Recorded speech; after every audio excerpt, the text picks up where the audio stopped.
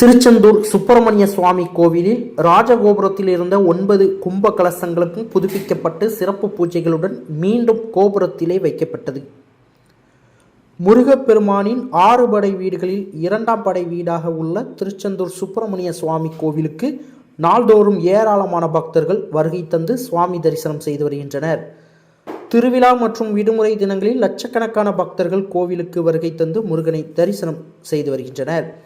இந்த திருச்செந்தூரில் HCL நிறுவனம் சார்பில் 200 கோடி ரூபாய் மற்றும் தமிழக அரசு சார்பில் 100 கோடி ரூபாய் என மொத்தம் 300 கோடி ரூபாய் மதிப்பீட்டில் பெருந்திட்ட வளாக பணிகள் நடந்து வருகின்றது.